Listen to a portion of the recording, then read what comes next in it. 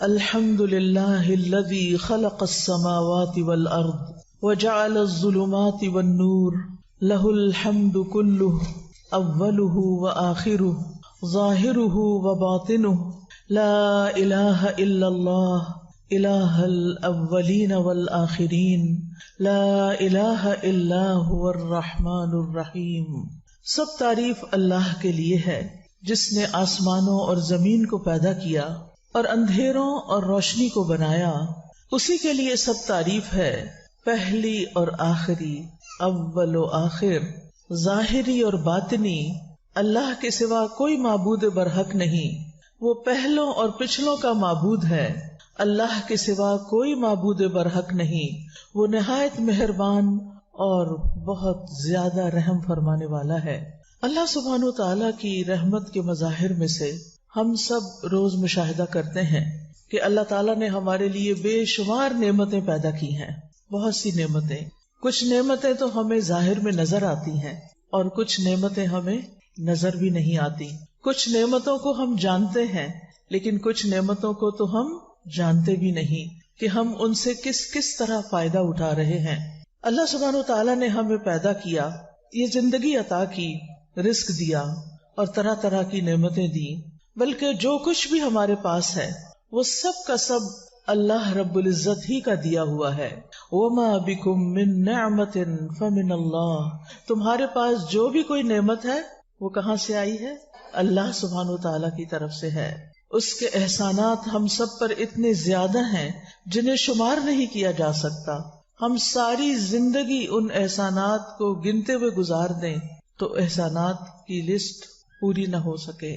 اللہ سبحانہ و تعالیٰ نے ہمیں وہ بھی دیا جو ہم نے مانگا اور وہ بھی دیا جو ہم نے مانگا ہی نہیں اور ہمیں اس کا پتہ بھی نہیں۔ وَآتَاكُم مِّن كُلِّ مَا سَأَلْتُمُوهُ وَإِن تَعُدُّوا نِعْمَةَ اللَّهِ لَا تُحْصُوهَا إِنَّ الْإِنسَانَ لَظَلُومٌ كَفَّارٌ، اور اس نے تمہیں ہر اس چیز میں سے دیا جو تم نے اس سے مانگی، اور اگر تم اللہ کی نعمتوں کو گننا چاہو، شمار کرنا چاہو تو شمار نہ کر پاؤ گے۔ بلا شبہ انسان یقیناً بڑا ہی ظالم، بہت ناشکرا ہے، یعنی ہم اس کی نعمتوں کا شکر ادا ہی نہیں کر سکتے۔ اگر ساری زندگی بھی سجدے میں پڑے رہیں تو ہم شکر ادا نہیں کر سکتے۔ ان بے شمار نعمتوں میں سے ایک نعمت دنیا میں آتے ہی جس کی ہمیں ضرورت ہوتی ہے وہ ہے کھانا پینا۔ کھانا اللہ کی نعمتوں میں سے ایک بہت بڑی نعمت ہے جس کے بغیر یہ زندگی قائم نہیں رہ سکتی۔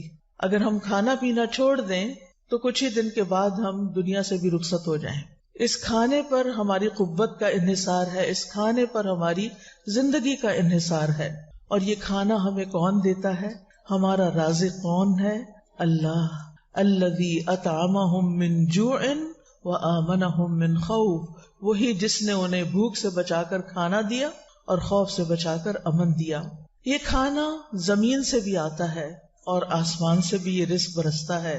اللہ تعالیٰ فرماتے ہیں یا ایھا الناس اذکروا نعمت اللہ علیکم هل من خالق غیر اللہ یرزقکم من السماء والارض لا الہ الا هو فأنا یؤفکون۔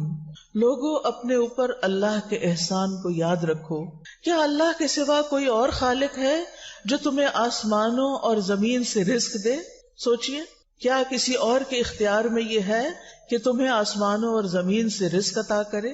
یاد رکھو اس کے سوا کوئی الہ نہیں، پھر تم کہاں سے دھوکہ کھا جاتے ہو؟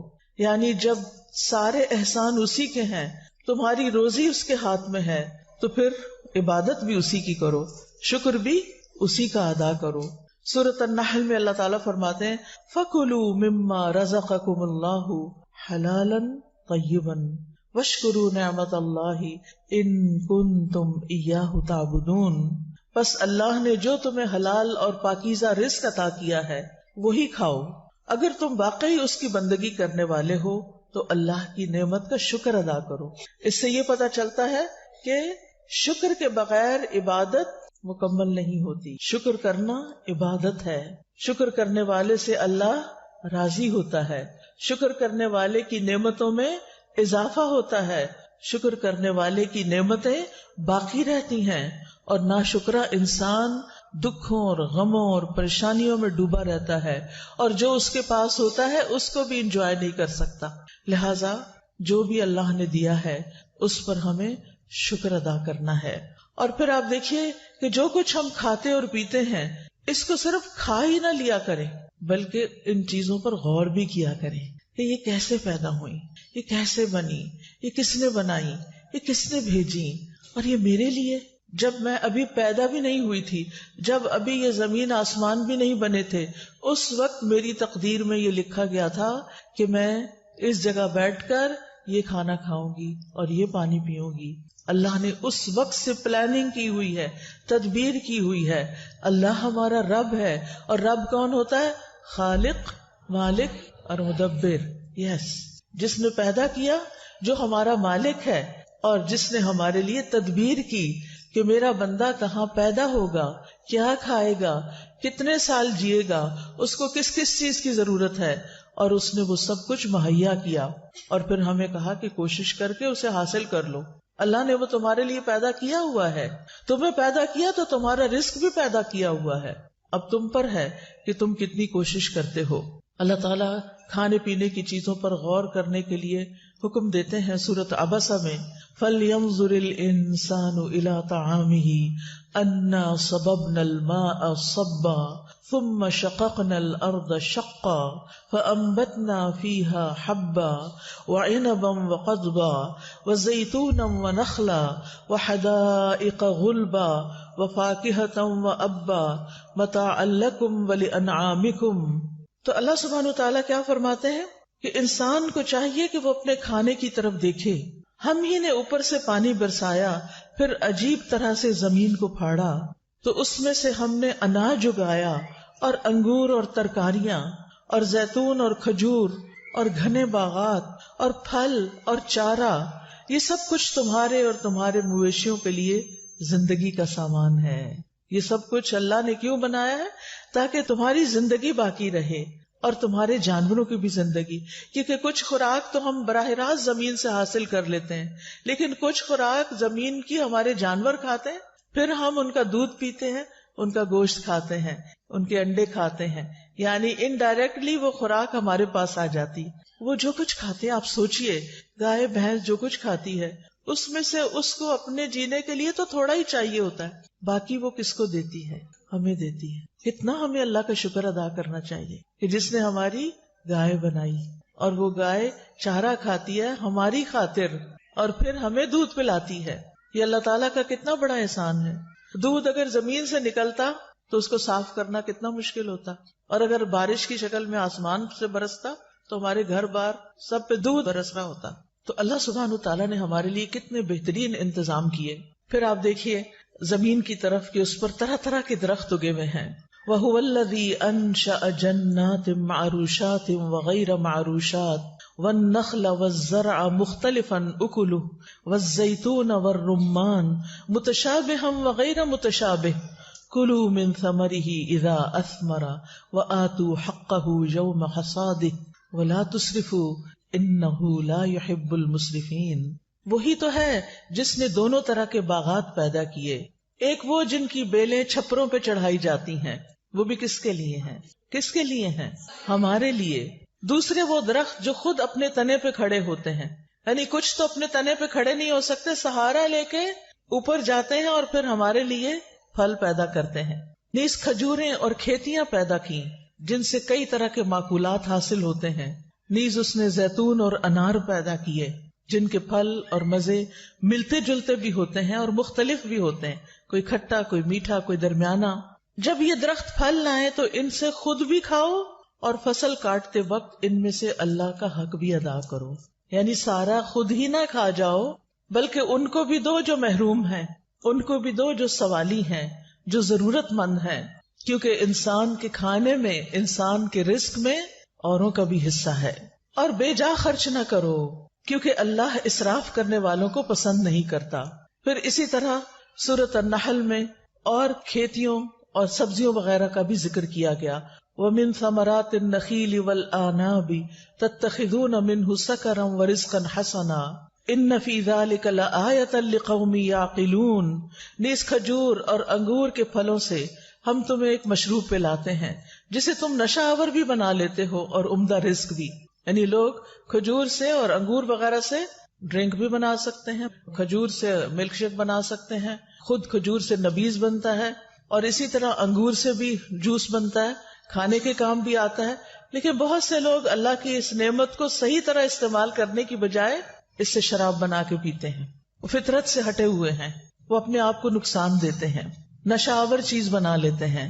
اور نشہ ہمارے دین میں حرام ہے. سب کو پتا ہے؟ کس کس کو پتا ہے کہ نشہ حرام ہے؟ ہاں الحمدللہ پیچھے تک سب کو پتا ہے. لیکن افسوس یہ کہ آج ہمارے ینگسٹرز بے دریغ نشہ استعمال کر رہے ہیں. کالجز کے اندر، یونیورسٹیز کے اندر، حتیٰ کہ ہائی اسکولز کے اندر بچے نشہ کرنا شروع ہو گئے. نشہ حرام ہے. اللہ نے ہمیں عقل دی ہے اور عقل ہی انسان کی خوبصورتی کا باعث ہے. یعنی جو بے عقل انسان ہوتا ہے اس کی طرف کوئی توجہ نہیں کرتا، اس کی کوئی بات نہیں سنتا. تو عقل جو ہے اس کو استعمال کر کے ہی ہمیں جینے کا ڈھنگ آتا ہے، اسے استعمال کر کے ہی ہم دین کا علم حاصل کرتے ہیں. اسی عقل کے ذریعے ہم اللہ تعالیٰ کو بھی پہچانتے ہیں. اور اگر یہ عقل ہی ماری جائے تو پھر ہم کس کام کے رہے؟ ہم نے اپنے آپ کو خود ہی نقصان پہنچایا. تو اس لیے بہت ضروری ہے کہ کوئی چیز اس عقل کو خراب کرنے والی نہ ہو. پھر اسی طرح اللہ تعالیٰ نے خالص دودھ ہمیں پلایا. وَإِنَّ لَكُمْ فِي الْأَنْعَامِ لَعِبْرَةً نُسْقِيكُم مِّمَّا فِي بُطُونِهِ مِن بَيْنِ فَرْثٍ وَدَمٍ لَبَنًا خَالِصًا سَائِغًا لِلشَّارِبِينَ. اور بلا شبہ تمہارے لیے چوپایوں میں بڑی عبرت ہے. ہم ان چیزوں میں سے جو ان کے پیٹوں میں ہیں، گوبر اور خون کے درمیان سے تمہیں خالص دودھ پلاتے ہیں. دیکھو کہاں سے آتا ہے یہ دودھ، جو پینے والوں کے لیے حلق سے آسانی سے اتر جانے والا ہے. یعنی دودھ پینے میں کسی کو مشکل پیش نہیں آتی. چھوٹے چھوٹے بچے بھی دودھ آرام سے پی جاتے ہیں، ان کے حلق سے آسانی سے اتر جاتا ہے. یہاں پر اللہ تعالیٰ لبن کے ساتھ ایک لفظ استعمال فرما رہے ہیں، لبناً خالصاً. لیکن انسان نے اپنے اوپر کیا ظلم کیا؟ پانی ملا دیا، اور بعض اوقات کچھ اور چیزیں بھی ملا دی، کچھ اور پاؤڈر بھی ملا دیے ان کو گاڑھا کر کے بیچنے کے لیے دھوکہ دے کر. کیا ایسی آمدنی حلال ہوگی؟ نہیں. اس لیے آپ کے گھر میں آپ کے بھائیوں، آپ کے والد اگر کوئی بھی دودھ سے متعلق کام کرتا ہے تو اس کو ضرور یہ بات بتائیے کہ ملاوٹ کرنا، دھوکہ دینا اللہ تعالیٰ کے حکم کی نافرمانی ہے. اور اس طریقے سے اگر ہم پیسے کماتے ہیں تو وہ حرام ہے. اور جب حرام مال انسان کے کھانے میں شامل ہو جاتا ہے تو انسان کی نماز قبول نہیں ہوتی، انسان کی عبادت قبول نہیں ہوتی، انسان طرح طرح کی مصیبتوں کا شکار ہو جاتا ہے. حرام خیر نہیں لاتا، حرام خیر نہیں لاتا. اس لیے اپنے کھانے پینے سے حرام بھی نکالنا ہے، وہ حرام بھی جو بظاہر حرام نظر آتا ہے، اور وہ حرام بھی جو حرام مال کے ذریعے حرام ہو جاتا ہے. اس لیے آپ دیکھیے کہ دودھ ایک مکمل غذا ہے جس پر ہمارے بچوں کی نشو و نما کا انحصار ہے، ہماری خواتین کے لیے اور مردوں کے لیے کیلشیم فراہم کرتا ہے، اور بھی بہت سی غذائیتیں ہیں اس میں. اگر دودھ خالص ہی نہ رہے تو آپ دیکھیے کہ ہم اپنے ہی جیسے انسانوں پر، خود اپنے ہی بچوں پر کیسا ظلم ڈھا رہے ہیں. اور ہمارے اس ظلم کی وجہ سے جو بیمار ہوگا، جو پریشان ہوگا، جس کو بھی نقصان پہنچے گا، قیامت کے دن وہ آ کے ہمارا دامن پکڑے گا، پھر ہمیں اپنے عمل میں سے اس کو دینا پڑے گا. تو بہتر ہے کہ ہم دنیا میں ہی اپنے اعمال کی اصلاح کر لیں اور ہم کھانوں میں ملاوٹ کرنا چھوڑ دیں. پھر اسی طرح اللہ تعالیٰ نے بہترین غذاؤں کا ذکر کرتے ہوئے شہد کا ذکر کیا. اب آپ دیکھیں کن کن چیزوں کا ذکر ہو چکا ہے: سبزیاں، پھل، دودھ، جوس اور شہد. شہد اور شہد آپ دیکھیے کہ اللہ تعالیٰ نے کتنا زبردست کارخانہ لگایا ہے شہد بنانے کا، اور کتنی چھوٹی سی مخلوق کو ہمارے لیے شہد بنانے پہ لگا دیا. وہ کتنا رس پیتی ہے اور اس میں سے خود کیا لیتی ہے، خود اس کی ضرورت کتنی تھوڑی سی ہے، اور باقی وہ ساری محنت آپ کے لیے کرتی ہے. ہزاروں میل کا سفر اڑ اڑ کے طے کرتی ہے، طرح طرح کے پھولوں پہ بیٹھتی ہے، رس چوستی ہے، لا کے اپنے چھتے میں ڈالتی ہے، اور پھر اس کو موم سے پیک کر کے آپ تک پہنچاتی ہے. پہلے اس کو پی لیتی ہے، پھر اس کو کنورٹ کرتی ہے شہد میں اور اس کو بھرتی ہے ان ڈراپس کے اندر، اور پھر اس چھتے کے ذریعے وہ شہد آپ تک پہنچتا ہے. افسوس یہ کہ ہم نے شہد میں بھی ملاوٹ کرنی شروع کر دی. گڑ اور چینی گھول کے رکھ دیتے ہیں کہ مکھیاں وہی پی لیں اور اسی سے شہد بنا دیں. تو وہ ایک طرح سے ہم دوبارہ کیا کھا رہے ہوتے ہیں، دوبارہ وہی شوگر کھا رہے ہوتے ہیں اور وہی چیزیں استعمال کر رہے ہوتے ہیں. یہ بھی درست نہیں. اگر آپ واقعی چاہتے ہیں کہ لوگوں کو صحیح شہد پہنچائیں تو پھر اس کے لیے ضروری ہے کہ مکھیوں کو ایک نیچرل انوائرنمنٹ فراہم کریں. ایسے باغوں میں، ایسی جگہوں پر جہاں پر پھول ہوں، پھل ہوں، وہاں پر چھتے لگائیں تاکہ نیچرل جو ہنی ہے وہ دستیاب ہو لوگوں کو، اور اس کے سارے فائدے جو بتائے گئے ہیں. شہد میں صرف غذا نہیں بلکہ شفا بھی ہے. کیا ہے؟ شفا بھی ہے. اور یہ ہمیں کون بتا رہا ہے کہ اس میں شفا ہے؟ اللہ سبحانہ و تعالی. لہٰذا ہمیں اس بات پر پورا یقین ہونا چاہیے. تو جو شہد خالص ہوگا، جو شہد اچھا ہوگا، اس میں انشاءاللہ ضرور شفا ہوگی. اور انسان کے اندر مختلف بیماریوں کی وجہ سے جو بیکٹیریاز وغیرہ رہ جاتے ہیں ان کو بعض اوقات اینٹی بایوٹک سے بھی نہیں صحیح کیا جا سکتا. شہد کے اندر اللہ نے ایسی صلاحیت رکھی ہے کہ وہ جسم کے اندر کے ایسے سارے فاسد مادوں کو نکال دیتا ہے. اس لیے اپنی زندگی میں یہ جن جن چیزوں کا ذکر آ رہا ہے نا، جتنا جتنا اللہ تعالیٰ توفیق دے، جیسے کچی سبزیاں ہیں، پھل ہیں، اور اس کے علاوہ دودھ ہے اور پھر شہد ہے، ان چیزوں کو اپنی غذا میں شامل کرے. یہ نہیں کہ ساری کٹھی کر کے ایک ہی دفعہ کھا لینی ہے، یعنی مختلف اوقات میں. کیونکہ اب ہم اصل غذاؤں کو چھوڑ کر کس طرف جا رہے ہیں؟ جنک کی طرف، فاسٹ فوڈ کی طرف. اور اس میں بعض اوقات ایسے کیمیکلز ہوتے ہیں کہ جو صحت کے لیے انتہائی نقصان دہ ہوتے ہیں، اور ان سے ایسی ایسی بیماریاں جنم لیتی ہیں جو مہلک ہوتی. مہلک کا مطلب ہلاک کرنے والی ہوتی ہیں. تو ہمیں کیا کرنا ہے؟ Back to basics. جو اللہ تعالیٰ نے ہمارے لیے پیدا کیا ہے واپس اس کی طرف پلٹنا ہے. بہت سی بچیوں کو دیکھا گیا، ہائے ہمیں دودھ سے اسمیل آتی. آپ کو یاد ہے نبی صلی اللہ علیہ وسلم جب معراج پر تشریف لے گئے تھے تو اس وقت آپ کو 2 چیزیں پیش کی گئی تھیں. وہ کیا تھیں؟ شراب اور دودھ. آپ نے کیا اختیار کیا؟ دودھ. آج ہمارے سامنے کوئی پیپسی اور دودھ کا گلاس رکھے، ہم کیا اٹھائیں گے؟ کیا واقعی ہم نبی صلی اللہ علیہ وسلم کی سنت کو فالو کر رہے ہیں؟ ہم آپ کی امت ہیں.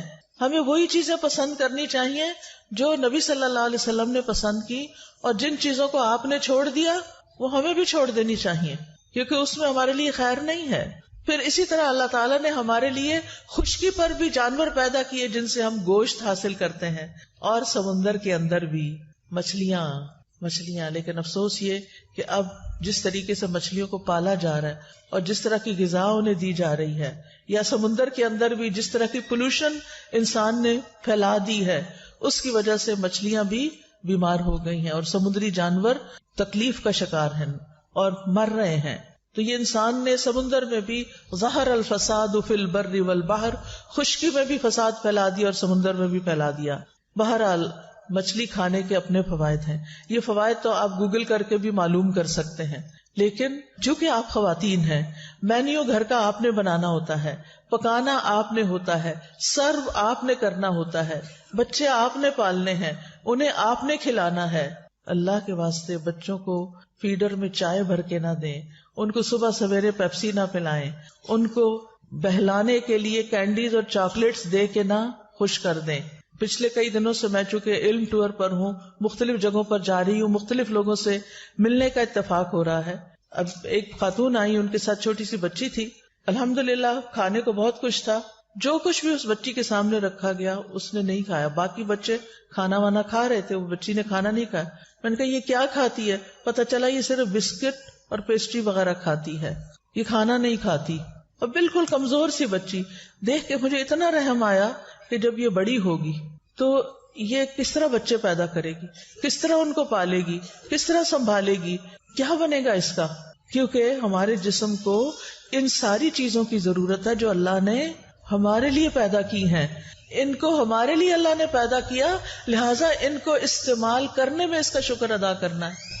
یہ بھی شکر ادا کرنے کا ایک ذریعہ ہے کہ ہم ان نعمتوں کو استعمال کریں اور صحیح طور پر استعمال کریں. بہت سی بچیاں فش بھی نہیں کھاتی. کیا ہے؟ اسمیل آتی ہے. اگر ایسا ہی مسئلہ ہے، اسمیل آتی ہے، تو آپ مچھلی کو پکانے کا وہ طریقہ سیکھیں جس سے مچھلی کی اسمیل چلی جائے. ہماری والدہ اس میں کچھ چیزیں لگا کے رکھ دیا کرتی تھی اوور نائٹ. کبھی اس کے اندر لسی، اور لسی میں پتہ نہیں کیا ڈالتی تھی کہ جس سے وہ ڈوبی رہتی تھی اور ساری اس کی اسمیل چلی جاتی تھی، اور پھر بہت عمدہ طریقے سے مچھلی بنتی تھی جس میں کوئی اسمیل نہیں آتی تھی. آج کل تو کچھ مشکل نہیں ہے، جو چیز آپ کے گھر سے نہیں سکھائی گئی وہ آپ یوٹیوب سے سیکھ لیں. مچھلی پکانے کے 1000 طریقے آپ کو وہاں سے مل جائیں گے، اور بغیر اسمیل کے مچھلی پکانے کے بھی مل جائیں گے. لیکن اگر آپ ہی نہیں کھائیں گی تو پھر مجھے ڈر ہے کہ آپ گھر والوں کے لیے بھی نہیں پکائیں گی، اور جب گھر والے بھی نہیں کھائیں گے تو ان کی صحت پر بھی اثر پڑے گا.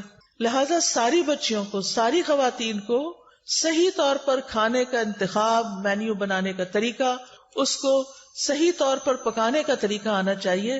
بچوں کو صرف چپس دے کے اسکول نہ بھیجیں، ان کے لنچ باکس میں گاجر کاٹ کے ڈالیں، ان کے لنچ باکس میں تھوڑے سے انگور ڈال دیں، 1-2 کھجور ڈال دیں، ان کو نیچرل چیزوں کے لنچ باکس دیں. ہم کیا کرتے ہیں، بازار سے بریڈ منگا لیتے ہیں جو میدے کی بنی ہوئی ہوتی ہے، اور اس کے اندر کیا لگا دیتے ہیں، جیم جو چینی سے بھرا ہوا ہوتا ہے، اور پھر ہم ان کو پکڑا دیتے ہیں یہ ہے تمہارا لنچ. وہ بچہ جو دن بھر محنت کر رہا ہے، سر کھپا رہا ہے، بول بول کے ہلکان ہو رہا ہے، آپ کو پتہ نہیں اسکولوں میں کتنا کچھ کہلواتے ہیں، چکھواتے ہیں، اور پھر وہ بچے بول بول کے تھک جاتے ہیں. کیونکہ میں یہ تجربے سے کہہ رہی ہوں، جو اسلام آباد میں جس ایریا میں رہتی ہوں ساتھ ہی اسکول ہے، اس میں جب بریک کے وقت اتنا شور ہوتا ہے، چھٹی کے وقت اتنا شور ہوتا ہے، جب ان کی وہ معلوم نہیں کیا ایکٹیویٹی کوئی چل رہی ہوتی ہے، اس میں بچے اتنا شور کر ہر بات کا جواب چیخ چلا کے دے رہے ہوتے ہیں. حالانکہ ضروری نہیں ہوتا کہ چیخ کے بولا جائے، لیکن پھر بھی شاید ان کی انرجی کنزیوم کرنے کے لیے کہ یہ تھوڑے سے پھر تھک کے گھر جائیں تو سو جائیں. لیکن پھر کیا ہوتا ہے، ایک دم ہم ان کو شوگر کھلاتے، میدے میں بھی شوگر ہے کیونکہ کاربوہائیڈریٹس میں شوگر ہے، اس میں پھر شوگر، جیم میں شوگر، وہ شوگر کھا کے ایک دم پھر ہائپر ہوتے ہیں. ان کے اندر پھر ایک عجیب طرح کی طاقت آتی ہے جس کی وجہ سے پھر وہ طرح طرح کی شرارتیں کرتے ہیں، یا پھر دوسرے بچوں سے لڑتے ہیں یا تنگ کرتے ہیں. پھر ہم کہتے ہیں یہ بڑے بدتمیز ہیں، پھر ان کو 2-4 لگا کے چپ کرا کے بٹھا دیتے ہیں. یہ تو نہیں تربیت ہوتی نا. غلطی کس کی ہے کہ وہ اس وقت اتنے ہائپر ہوئے میں. پھر یا ان کو ڈبوں کے جوس پکڑا دیتے ہیں اور بڑے خوش ہوتے ہیں اللہ نے ہمیں بہت دیا، ہم اپنے بچوں کو ڈبوں کے جوس دے سکتے ہیں. اللہ نے آپ کو اس ملک میں پیدا کیا ہے جہاں سبحان اللہ ہر طرح کا پھل، ہر طرح کی نعمتیں، ہر طرح کی سبزیاں موجود ہیں، تازی چیزیں موجود ہیں، لیکن آہستہ آہستہ ہم ان چیزوں کو چھوڑ کر ہر چیز ریڈی میڈ چاہتے ہیں تاکہ ہمیں تکلیف نہ کرنی پڑے. اور کون صبح صبح گاجر چھیلے اور کاٹے اور ان کے ڈبے میں ڈالے، ان کو ہی سکھا دیں، وہ خود ہی کاٹ لیا کریں. کیونکہ کچھ مائیں بڑی عقل مند ہوتی، وہ بچپن میں بچوں کو، اور میں یہ خود مشاہدہ دیکھ کر آئی ہوں. میری بھانجی ہے اور اس کا چھوٹا سا بچہ، میں اس سے ملاقات کرنے کے لیے 2-2.5 سال کا بچہ ہے، تو ہم لوگ بیٹھے ہوئے تھے، کہوہ بنا کر لائی، اور اس بچے نے، اتنے چھوٹے بچے نے ایک کپ میں سے چائے کا چمچ بھرا، دوسرے میں ڈالا، دوسرے، جیسے وہ اسکول میں ایکٹیویٹی کرتے ہیں، وہ الہدا کے بچوں کا جو سیکشن ہے اس میں آتا ہے، تو وہ ان کو سکھاتے ہیں کہ چیزیں پور کیسے کرتے ہیں، چیز اٹھاتے کیسے ہیں، چیز رکھتے کیسے ہیں. وہ ماشاءاللہ اتنی موٹر اسکلز اتنی زیادہ بہترین ہو جاتی ہیں کہ بچے چھوٹی عمر میں ہی خود کھانا سیکھ جاتے ہیں، خود اٹھانا سیکھ جاتے ہیں، کاٹنا سیکھ جاتے ہیں، جوڑنا توڑنا سیکھ جاتے ہیں، ترتیب سے رکھنا سیکھ جاتے ہیں. یہ ساری چیزیں بچپن میں آپ بچوں کو گھر میں بھی سکھا سکتی ہیں. ضروری نہیں کہ اس کے لیے آپ ان کو الہدا کی مونٹیسری میں ہی بھیجیں. آپ کا ہر گھر خود ایک مونٹیسری ہونا چاہیے، ایک تربیت گاہ ہونا چاہیے، لیکن اس کے لیے تو پھر ماں کو خود پہلے سیکھنا ہوگا نا. ہم بچیوں کو اتنا کچھ پڑھا دیتے ہیں لیکن ان کو ماں بننا نہیں سکھاتے، ان کو گھر داری نہیں سکھاتے. اس سے اچھی تو ہماری نانی دادی وغیرہ تھی کہ جنہوں نے ہماری ماؤں کو، اور پھر ہماری ماؤں نے ہمیں اسٹرکٹ طریقے سے سختی کے ساتھ پالا، اور کچھ چیزوں کے اوپر بہت ہی ڈسپلن کیا کہ یہ تو کرنی ہی پڑے گی، یہ تو کرنی، سلائی بھی آنی چاہیے، بٹن لگانا آنا چاہیے، کاج بنانا آنا چاہیے. اب یہ چیزیں بھی نہیں ہیں. اچھا بٹن ٹوٹ گیا، اٹھا دو، دے دو یہ کسی کو کپڑا. یہ سلائی ادھڑ گئی، اب ہمارے گھر میں تو اب مشین بھی نہیں ہوتی ہے تو چلانی نہیں آتی، دھاگا ہی نہیں ڈالنا آتا. یعنی اگر کسی بچی کو کہنا مشین میں دھاگا ڈالو تو اس کو دھاگا نہیں اب ڈالنا آئے گا، کیونکہ یہ چیزیں، یہ فن، یہ سکلز ناپید ہو گئی. اب کیا اس کی جگہ آ گیا موبائل، اب وہ خوب چلانا آ گیا. اب مشین کون چلائے بیٹھ کے، اب تو یہ صرف ایک فن رہ گیا. تو اب اس کا نتیجہ کیا ہوتا ہے کہ اب ہمیں ہر سیزن میں نئے کپڑے چاہیے، کیونکہ پہلے کیا ہے، پھٹ گئے، پھٹے نہیں ادھڑے ہیں. ادھڑنے اور پھٹنے کا بھی ہمیں فرق نہیں پتا چلتا. اب وہ نکالے جاتے پھر کہتے ہیں کیا کریں، تنخواہ پوری نہیں ہوتی. کیسے پوری ہو جب آپ کے خرچ کرنے کا انداز یہ ہے؟ تو پھر یہاں تو لاکھوں بھی آئے تو پورے نہیں پڑیں گے. تو اللہ سبحانہ وتعالی مسرفین کو پسند نہیں کرتا، فضول خرچ لوگوں کو پسند نہیں کرتا. تو ہمارے پاس ملینز بھی ہوں، ہم بلینئر بھی ہوں، تب بھی ہمیں اچھے طریقے سے سلیقے سے خرچ کرنا چاہیے، چیزوں کو ضائع نہیں کرنا چاہیے، کیونکہ اللہ تعالیٰ کو ایسے لوگ پسند نہیں ہیں۔ اللہ تعالیٰ نے یہ سارے ریسورسز ہمیں اس لیے نہیں دیے کہ ہم ان کو ایسے تیسے استعمال کر کے ضائع کر کے پھینک دیں۔ ان نعمتوں کا شکر ادا کریں، اور شکر ادا کرنے کے لیے سب سے پہلے یہ سوچیں یہ اللہ نے مجھے دی ہیں، میرے رب نے پیدا کی ہیں، میرے رب نے میرے لیے یہ بھیجی ہیں۔ جیسے حضرت ابراہیم علیہ السلام کیا کہتے تھے؟ والذی یطعمنی ویسقینی، وہی ہے جو مجھے کھلاتا اور پلاتا ہے۔ کبھی ہم نے بھی کہا وہی ہے جو مجھے کھلاتا اور پلاتا ہے؟ کسی دن کھانے کی میز پہ بیٹھ کے ضرور کہیں وہی ہے جو مجھے کھلاتا اور پلاتا ہے۔ ہمارے اندر یہ یقین ہونا چاہیے کہ جو کھانا ہم کھا رہے ہیں، جو پانی ہم پیتے ہیں، جو چیز ہمیں ملتی ہے، وہ دراصل اللہ سبحانہ تعالیٰ ہی کی طرف سے ہوتی ہے، وہی عطا کرتا ہے، لہٰذا ہم اسی کے شکر گزار بنے۔ رب کا شکر ادا کر بھائی جس نے ہماری گائے بنائی۔ پھر آپ دیکھیں کہ شکر کیسے ادا ہوتا ہے اور شکر کیوں کرنا چاہیے۔ ایک تو پہلے میں نے بتایا کہ شکر کرنے سے اللہ سبحانہ وتعالیٰ نعمتیں بڑھا دیتے ہیں، باقی رکھتے ہیں اور زیادہ دیتے ہیں، اور اس کے علاوہ شکر ادا کرنے سے اللہ بندے سے راضی ہو جاتا ہے۔ حدیث میں آتا ہے اللہ تعالیٰ اس بندے سے راضی ہو جاتا ہے جو ایک لقمہ بھی کھائے تو اس پر اللہ کا شکر ادا کرے، یا جو مشروب کا ایک گھونٹ بھی پیے تو اس پر اللہ کا شکر ادا کرے۔ یعنی اللہ سبحانہ تعالیٰ کا شکر کس بات پر ادا کرنا ہے، کب ادا کرنا ہے؟ ایک گھونٹ پانی یا دودھ یا شربت کچھ بھی پی کے، یعنی آپ دیکھیں کہ اگر ایک گھونٹ پانی انسان نے پیا تو کتنی دیر لگتی ہے الحمدللہ کہنے میں؟ کتنی دیر لگی؟ سیکنڈ کی بات ہے۔ اگر سیکنڈ میں رب راضی ہو سکتا ہے تو پھر اور کیا چاہیے؟ اللہ تعالیٰ اس بندے سے راضی ہو جاتا ہے جو ایک لقمہ کھاتا ہے اور الحمدللہ کہتا ہے۔ دعا کرے اللہ تعالیٰ ہمیں توفیق دے کہ ہر گھونٹ کے بعد اور ہر لقمے کے بعد ہمارے دل سے الحمدللہ نکلے، کیونکہ اس سے نعمتوں میں اضافہ ہوگا، کبھی کمی نہیں ہوگی۔ پھر اسی طرح آپ دیکھیں شکر گزار کو بلند مقام ملتا ہے۔ ابو ہریرہ رضی اللہ عنہ روایت کرتے ہیں آپ صلی اللہ علیہ وسلم نے فرمایا کھانے والا شکر گزار صبر کرنے والے روزہ دار کے برابر ہے۔ مثلاً آپ دو لوگ ہیں، ایک نے روزہ رکھا ہوا ہے، اجر مل رہا ہے اس کو، آپ کھا رہے ہیں، آپ کھا کے کہتے ہیں الحمدللہ اللہ تیرا شکر، دونوں برابر ہو گئے۔ روزے والا اور شکر گزار ایک جیسے ثواب پانے والے ہو گئے۔ یہ شکر کو معمولی چیز نہیں، لیکن یہ کرنا مشکل ہے، بہت کم لوگ شکر ادا کر پاتے ہیں۔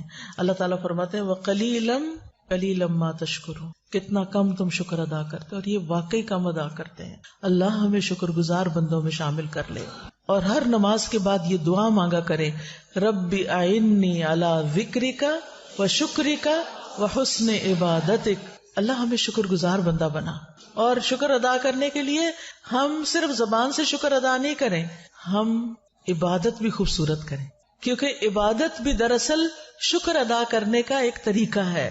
قیامت کے دن بندے کا سب سے پہلے حساب یہ ہوگا، اس سے کہا جائے گا کیا میں نے تیرے جسم کو تیرے لیے درست نہیں کیا تھا؟ کیا میں نے تجھے ٹھنڈے پانی سے سیراب نہیں کیا تھا؟ یعنی پینے کو دیا تھا نا، پھر پی کے تم نے کیا کیا؟ یعنی شکر ادا کیا یا نہیں؟ اور اسی طرح معمولی نعمتوں کا بھی سوال ہوگا ثم لتسألن یومئذ عن النعیم، پھر تم سے اس دن نعمتوں کے بارے میں ضرور سوال ہوگا۔ اگر ہم شکر ادا کرتے رہے تو ہمارے لیے نجات ہوگی، اور اگر شکر ادا نہیں کیا تو پوچھ ہوگی کہ کیوں نہیں کیا۔ اب کھانے پر شکر ادا کرنے کے طریقے کیا ہیں؟ نمبر 1، کھانے کا انتخاب، سلیکشن حلال اور طیب۔ پہلا کام کیا کرنا ہے آپ نے؟ حلال اور طیب۔ اللہ تعالیٰ فرماتے ہیں یا ایھا الناس کلوا مما فی الارض حلالا طیبا ولا تتبعوا خطوات الشیطان انہ لکم عدو مبین۔ اے لوگو، ان چیزوں میں سے جو زمین میں ہیں حلال اور پاکیزہ کھاؤ، اور شیطان کے قدموں کی پیروی نہ کرو۔ شیطان کیا چاہتا ہے کہ انسان کو کھانے کے راستے سے بہکائے اور اس کو حلال نہ کھانے دے، اور بعض اوقات ہم حلال کا اہتمام کر لیتے ہیں لیکن طیب کا اہتمام نہیں کرتے۔ لہذا اللہ سبحانہ تعالیٰ کا یہ حکم ہے ساری انسانیت کو۔ پھر تمام رسولوں کو اور اہل ایمان کو طیب کھانے کا حکم دیا گیا۔ رسول اللہ صلی اللہ علیہ وسلم نے فرمایا بے شک اللہ پاک ہے اور پاک ہی قبول کرتا ہے، اور بے شک اللہ نے مومنوں کو بھی وہی حکم دیا ہے جو اس نے رسولوں کو دیا. بس اللہ تعالیٰ نے فرمایا یا ایھا الرسل کلوا من الطیبات واعملوا صالحا، اور اللہ تعالیٰ نے فرمایا یا ایھا الذین آمنوا کلوا من طیبات ما رزقناکم. تو دونوں کو کیا حکم ہے؟ پاک چیزیں کھاؤ، جو ہم نے پاک رزق دیا اس میں سے کھاؤ.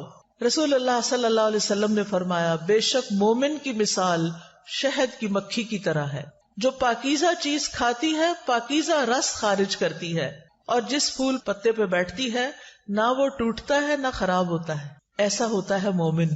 ہم سب بھی کہتے ہیں ہم بھی مومن ہیں. کیا ہمارے اندر یہ کوالٹی ہے کہ پاکیزہ صاف ستھری چیز کھائیں؟ باسی اور گلی سڑی اور گندی اور خراب اور وہ جو ہماری صحت کو خراب کر دے اس کو چھوڑ دیں. اور پھر جس جگہ بھی ہم بیٹھے وہاں کیسے بیٹھیں کہ جب اٹھے تو صاف ستھری جگہ چھوڑ کے جائیں. یہ نہیں کہ ٹیشو پیپر چھوڑ دیں اور اپنی کو پینسل وہیں چھوڑ جائیں اور جیکٹ اتار کے رکھی تھی وہی وہاں بھول جائیں، اور کوئی گھڑی یا سیل یا اور پھر انتظامیہ کو تنگ کریں وہ ہماری چیز وہاں رہ گئی تھی اب وہ کہاں ہے.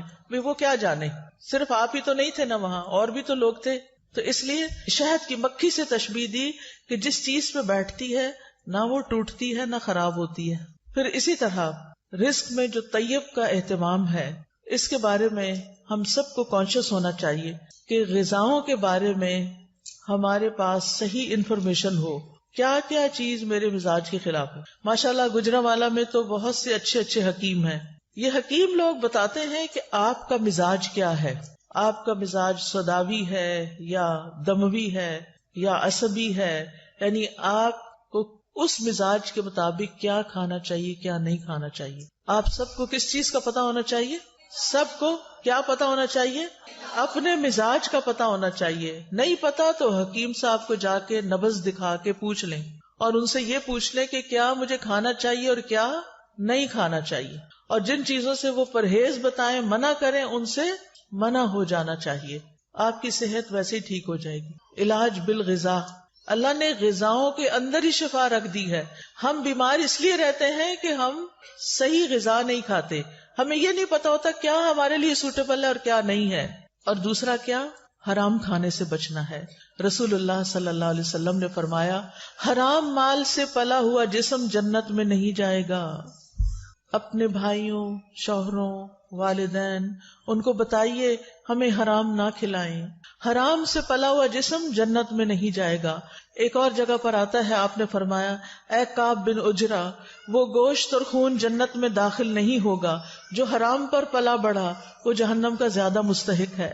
تو شکر ادا کرنے کے لیے کیا کرنا ہے؟ حرام چھوڑ دینا ہے، حرام نہیں کھانا. پھر کھانے سے پہلے کیا پڑھنا چاہیے؟ بسم اللہ. رسول اللہ صلی اللہ علیہ وسلم نے فرمایا جب تم میں سے کوئی بھی کھانا کھانے لگے تو بسم اللہ پڑھ لے. اگر شروع میں یاد نہ رہے تو درمیان میں جہاں یاد آئے بسم اللہ فی اولی و آخری ہی. کھانا بیٹھ کے کھانا چاہیے یا کھڑے کھڑے کھانا چاہیے؟ سب کو پتا ہے، کس کس کو پتا ہے کھانا بیٹھ کے کھانا چاہیے؟ ماشاءاللہ. کھانا اور پانی بھی بیٹھ کے.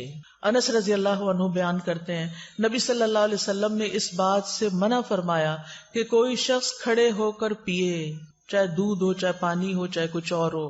قتادہ کہتے ہیں ہم نے انس سے کہا کھانے کے بارے میں کیا حکم ہے؟ انہوں نے کہا یہ زیادہ شر والا اور گندا عمل ہے اور یہ انسان کی صحت کے لیے بھی نقصان دہ.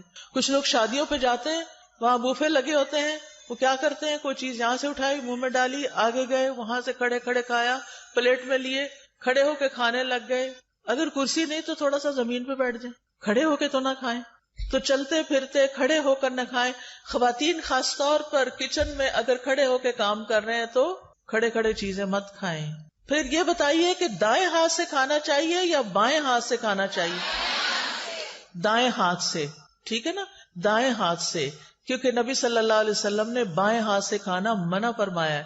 ایک شخص آپ کی موجودگی میں بائیں ہاتھ سے کھا رہا تھا، آپ نے اس کو منع کیا تو اس نے کہا کہ میں دائیں ہاتھ سے نہیں کھا سکتا. آپ نے فرمایا تم کبھی نہ کھا سکو، لہذا مرتے دم تک وہ شخص اپنا دایاں ہاتھ منہ تک نہیں لے جا سکا. پھر آپ اتنا ناراض ہوئے اس پر، تو اس لیے دائیں ہاتھ سے کھانا ہے. کچھ لوگ ہوتے ہیں نا لیفٹی ہوتے ہیں، ہر چیز بائیں ہاتھ سے کرتے ہیں، لیکن پھر بھی کھانا تو دائیں ہاتھ سے ہی کھانا ہے. ویسے تو نبی صلی اللہ علیہ وسلم ہر وہ چیز جو لیتے دیتے تھے اس میں دایاں ہاتھ استعمال کرتے تھے. اور کچھ بچوں کو تو بڑے ہو کر بھی یہ نہیں پتا ہوتا کہ دایاں کون سا بایاں کون سا ہے، وہ اسی میں کنفیوز رہتے ہیں، کیونکہ بچپن میں کسی نے تربیت ہی نہیں کی کہ بیٹا یہ دایاں ہاتھ ہے، اس سے یہ کام کرنا ہے. کچھ کام ہماری زندگی میں دائیں ہاتھ کے ہیں اور کچھ کام ہماری زندگی میں بائیں ہاتھ کے ہیں.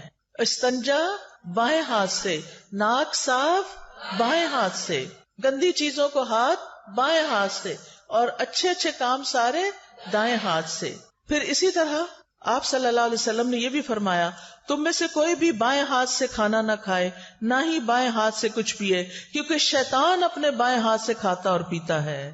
تو اللہ تعالیٰ نے کیا فرمایا؟ وَلَا تَتَّبِعُوا خُطُوَاتِ الشَّيْطَانِ، شیطان کے قدموں کی پیروی نہیں کرو. اچھا ہو سکتا ہے آپ سوچیں یہ باتیں تمہیں پہلے ہی پتا ہے، آپ ہمیں پھر اسی پہ درس کیوں دے رہی ہیں؟ اگر آپ کو پتا ہے نا تو ان کی پابندی بھی کرنی ہے. نمبر 1 عمل کرنا ہے. نمبر 2 آپ یا تو مائیں بن چکی ہیں یا آئندہ کی مائیں ہیں. آپ نے بچپن سے اپنے بچوں کی تربیت یہ کرنی ہے کہ انہوں نے دایاں ہاتھ ہی استعمال کرنا ہے. کھڑے ہو کے نہیں کھانا، بسم اللہ پڑھ کے کھانا ہے، اپنے سامنے سے کھانا ہے.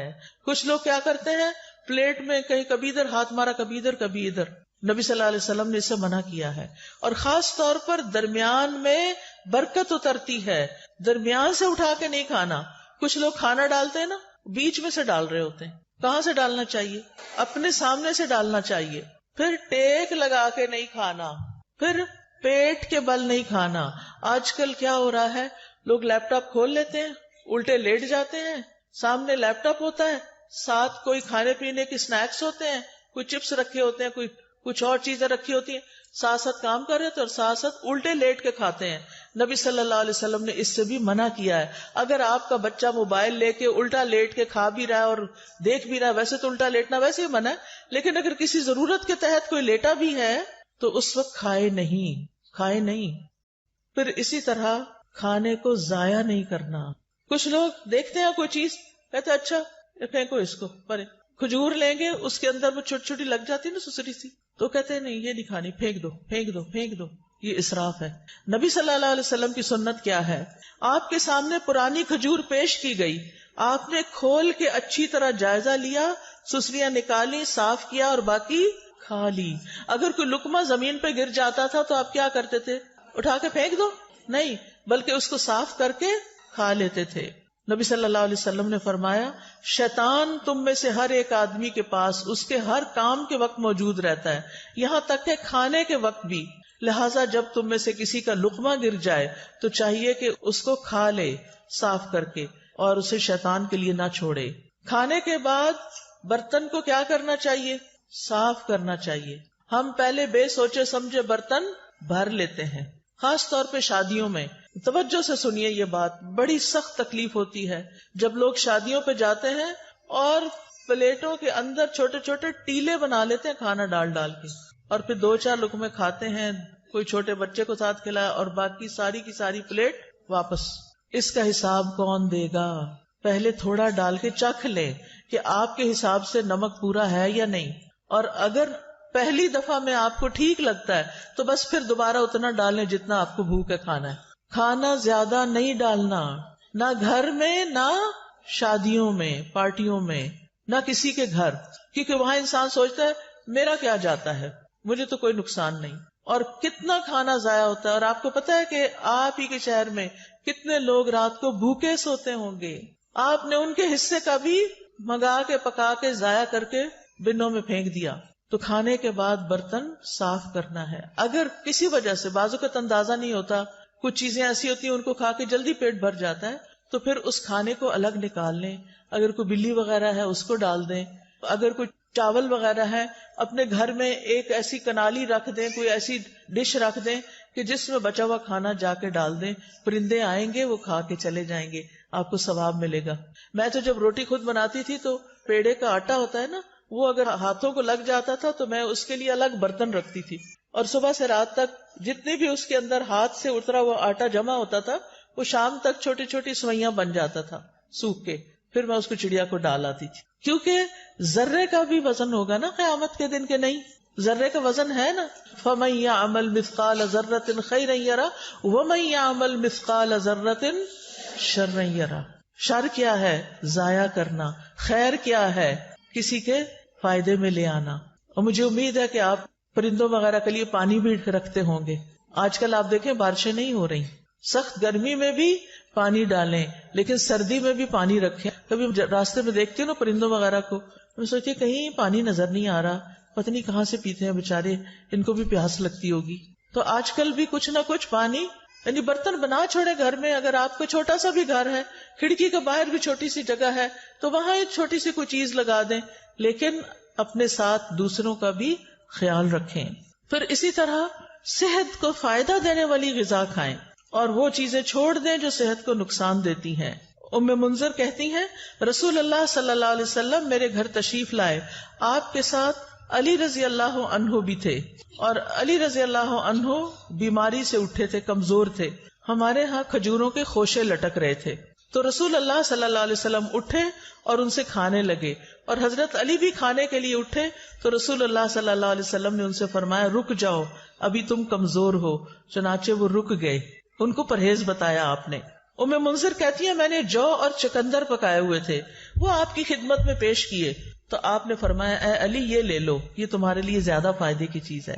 کھانا کھا کے کیا کرنا چاہیے، شکر کیسے کرنا چاہیے؟ اس میں آپ دیکھیں سب سے پہلی دعائیں کون سی ہیں؟ کھانا کھانے کے بعد کی دعائیں. ایک نہیں کئی دعائیں ہیں. آپ نے پتہ کیا کرنا ہے؟ ان دعاؤں کو، اس پیپر کو اس میں سے الگ کر کے آپ نے اپنے کچن میں جہاں کھانا کھاتے ہیں یا ڈائننگ ہال میں یا پھر جہاں بھی آپ ہوتے ہیں وہاں یہ لگا لیں اور دیکھ کے پڑھنا شروع کریں اور ایک ایک یاد کرنا شروع کریں تاکہ کھانے کے بعد پڑھ کے آپ اٹھیں. ٹھیک ہے انشاءاللہ. اور اس سے آپ کو انشاءاللہ بہت ثواب ہوگا اور یہ شکر ادا کرنے کا ایک طریقہ ہے. مثال کے طور پر آپ دیکھیں اللہم بارک لنا فیہ وَأَطْعِمْنَا خَيْرًا مِّنْهُ. اے اللہ ہمیں اس کھانے میں برکت عطا فرما اور ہمیں اس سے بہتر کھلا. سبحان اللہ. ہر دفعہ کھانا کھا کے اگر آپ یہ دعا مانگتے ہیں کہ اللہ ہمیں اس سے بہتر عطا فرما تو کیا ہوگا؟ شکر ادا کرنے والے کو کیا ملتا ہے؟ بہتر ملتا ہے. پھر الحمدللہ الذی اطعم وسقا وصوغہ وجعل لہ مخرجا. تمام تعریفیں اللہ کے لیے ہیں جس نے کھلایا پلایا اور اسے جسم میں پیوست کیا، یعنی ہمارے جسم کا حصہ بنا اور اس کے نکلنے کی راہ بنائی، یعنی جو ویسٹ تھا وہ بھی جسم سے نکل گیا. اور اسی طرح باقی دعائیں بھی ہیں. میں نے یہ دعائیں اپنے کچن میں لگائی ہوئی ہیں اور الحمدللہ پڑھنے میں بہت آسانی ہوتی ہے.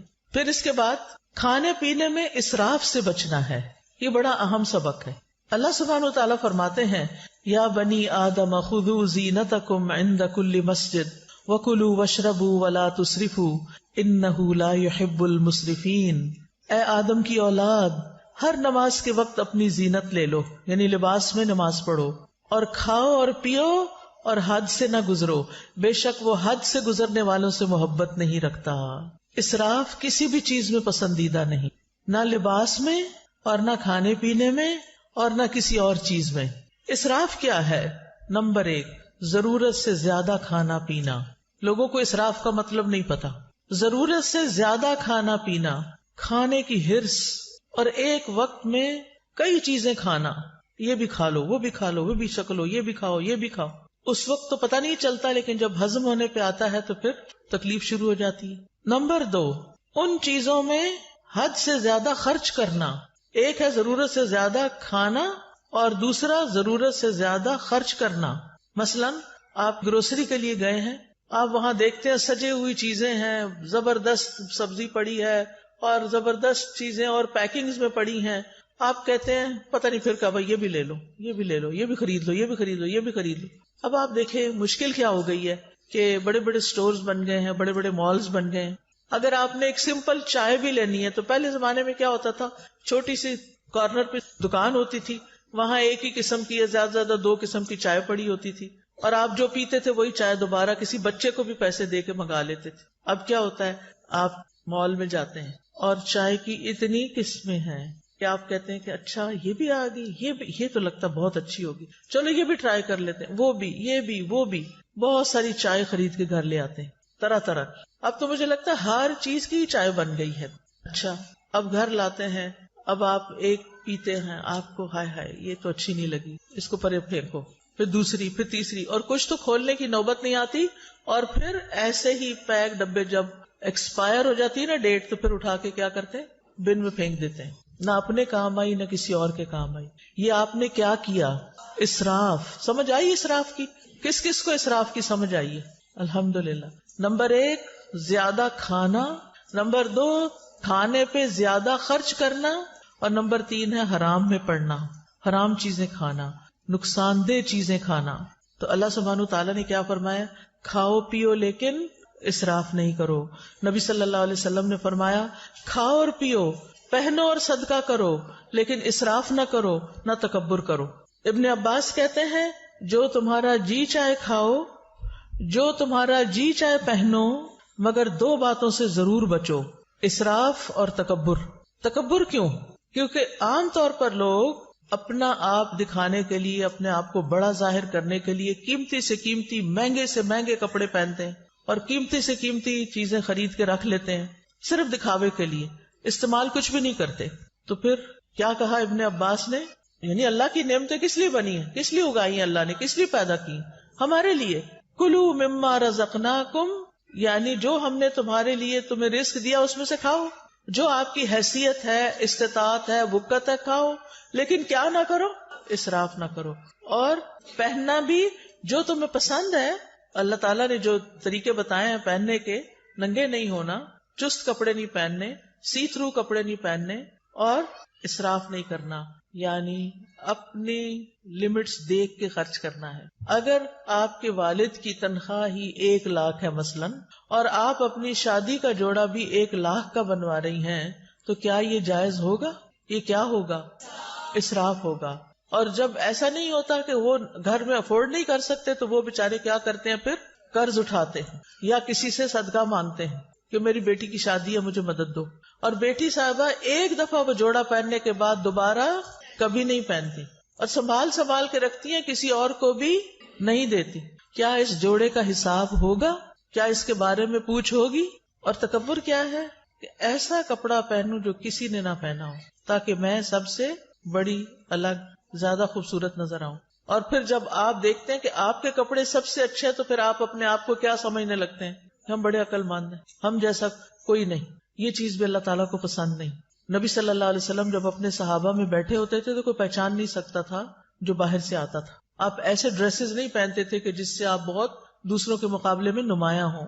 اس آیت کے بارے میں طبیب کہتے ہیں کہ اس میں پوری طب شامل ہو گئی, یعنی کھانا پینا ہے لیکن اسراف نہیں کرنا, تو آپ بیمار ہی نہیں ہوں گے. پھر اسی طرح یہ کہ کھانا پینا زندگی کا مقصد نہ ہو, اعتدال کے ساتھ بقدر ضرورت کھایا جائے. نبی صلی اللہ علیہ وسلم نے بدترین امتیوں کی کچھ خصوصیات بتائی ہیں. ہم سب اپنے بارے میں غور کریں کہ کہیں وہ ہم تو نہیں. بدترین امتی کون ہے؟ رسول اللہ صلی اللہ علیہ وسلم نے فرمایا ان قریب میری امت میں ایسے لوگ ہوں گے جو طرح طرح کے کھانے اور رنگ برنگے مشروب طلب کریں گے. طلب کا کیا مطلب ہوتا ہے؟ آرڈر کرنا. طرح طرح کے کھانے اور رنگ برنگے مشروب طلب کریں گے. مثلاً آپ گئے ہیں کسی ریسٹورینٹ میں, آپ اٹھاتے ہیں مینیو, سارے اٹھا کے بیٹھ جاتے ہیں. پھر ہر کوئی کیا کہتا ہے, مجھے یہ کھانا ہے, مجھے یہ کھانا ہے, اس کو یہ کھانا ہے, اس کو یہ کھانا. کافی ٹائم تو پہلے سلیکشن میں لگتا ہے, پھر آپ آرڈر کرتے ہیں, پھر گھنٹہ بھر کے بعد وہ کھانا آتا ہے, اور رنگ رنگ کا, اچھا یہ بھی منگا لیتے, یہ بھی منگا لیتے, یہ بھی منگا, یہ بھی ہو جائے, یہ بھی ہو جائے. اور ڈرنک میں پیپسی بھی ہو جائے, فانٹا بھی ہو جائے, فلاں بھی ہو جائے, فلاں بھی, جوس بھی ہو جائے. یہ ہے طلب کرنا. اور فرمایا طرح طرح کے کپڑے پہنیں گے, گفتگو میں بے احتیاطی کریں گے, یعنی بولتے وقت نہیں سوچیں گے کہ کسی بڑے سے بات کر رہے ہیں یا چھوٹے سے کر رہے ہیں, سچ بول رہے ہیں یا جھوٹ بول رہے ہیں. اور طرح طرح کی سواریوں پہ سوار ہوں گے. جن کے پاس ذرا زیادہ دولت آ جاتی ہے پھر ان کو کیا شوق لگ جاتا ہے, ضرورت ہو یا نہ ہو, یہ گاڑی کا ماڈل بھی ہو, یہ بھی ہو, یہ بھی ہو, یہ بھی ہو. فرمایا وہ میری امت کے بدترین لوگ ہوں گے. آپ کے پاس اللہ کا دیا وہ بہت کچھ ہے, کھائیں, منع نہیں ہے, لیکن اسراف نہیں کرنا. ایک وقت میں بہت طرح کے کھانے نہیں کھانے, ایک وقت میں بہت قسم کے مشروب نہیں پینے. تو ہمارا معدہ ہے یا کیا ہے, وہ بیچارہ کیا کرے گا, کتنی چیزیں ایٹ اے ٹائم ڈائجسٹ کر سکتا ہے. نبی صلی اللہ علیہ وسلم نے فرمایا مجھے تمہارے متعلق گمراہ کن خواہشات میں سب سے زیادہ اندیشہ ان خواہشات کا ہے جن کا تعلق پیٹ اور شرمگاہ سے ہے، یعنی کھانے کے معاملے میں بے احتیاطی اور پھر دوسری طرف زنا عام ہو جائے گا. اور فرمایا اور گمراہ کرنے والی خواہشات سے. ابن قیم کہتے ہیں دل کو بگاڑنے والی 5 چیزیں ہیں: لوگوں سے زیادہ گھل مل کے رہنا، خواہش پرستی، اللہ کے علاوہ کسی اور سے دلی تعلق رکھنا، زیادہ کھانا، زیادہ سونا.